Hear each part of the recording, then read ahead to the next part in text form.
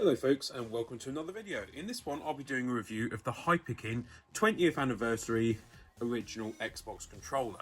So obviously this is a controller that is made by Hyperkin, but it is licensed by Microsoft. So how faithfully does it recreate the original Xbox experience? Well, there are some differences. For example, there's more buttons on the front here designed to more closely tie in with when you're using this on an Xbox modern Xbox console like the Series X. For example, the share button, menus, buttons, things like that. Also, to more closely tie in with modern controllers, they put these little shoulder bumpers at the top here. But when you're holding the controller like this, you don't really notice them. And of course, there's no option here to insert anything in the controller. Would have been kind of cool to have little memory cards or something. Just little mock-up ones that you could have put in there, but I understand that would increase the cost, and this is probably a fairly niche product, as the original Xbox controller was not well beloved, to say the least, although I did really rather enjoy it myself. So, in terms of differences, we've already gone through the buttons. They're definitely different, and the slot there, as well as a charging cable here that you can put in, but that is basically in the original spot that they would have been before. You've got the same triggers, although they're slightly different feeling to them now. They're a bit tougher to use on the original one, like a bit stronger springs in them. The analog sticks feel exactly the same. This feels the same, but actually, I'll show you what that does in a moment. The button placement is the same. These all feel pretty good, and the D-pad feels the same. But the material here is smoother. The original Xbox had a kind of rougher material on it, and of course would have had all sorts of Microsoft stickers here as well. So this comes in a nice big old box here. You get some stickers and things in there as well. It's a very well made sort of box, and just makes the whole thing feel a bit more premium. And it doesn't say it anywhere on the box as far as I'm aware, but it actually comes with this really nice little stand, although it is kind of annoying to the stuff that you have to peel off there. That's not very easy to get off, but that's a minor thing. And it sits nicely in its stand then, which also says Hyperkin and is in the green Xbox colour. I really like that. I think that's really cool, and I didn't even know it came with that. So in the UK, this cost me £90. You might think that's a lot for a controller, but they didn't actually make very many of these, and this is the 20th anniversary one. You do get a different coloured D-pad and things like that on it, and this is different colour. I'll quickly show you this as well, because this is very cool. I just need to plug it in. You will need to plug it into your computer if you want it to actually show this thing here. But if you had an original Xbox, this is pretty cool to see. This is the original Xbox boot up sequence. And then afterwards, and then of course they've added the 20th bit into it, and then it comes to the newer symbol. And that's quite bright as well. You can see the reflection, you can see the brightness on my hand there, that's pretty bright. And that's on the whole time it's plugged in. This isn't a wireless controller, you will need to have it plugged in. But yeah, each time you press it, that'll replay the same thing again there, which I think is pretty cool, to be honest.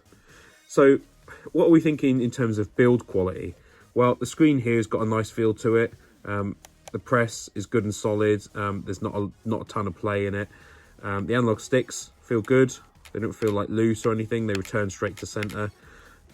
They match up to the original analog sticks in terms of this one's got a tighter reticule on it for aiming, as it were. And this one's got a looser one for movement. The D-pad wasn't great on the original Xbox, and it's not great here, but that's part of maintaining that sort of original feel to it. The buttons feel much the same. Maybe they're a bit stiffer on the original Xbox.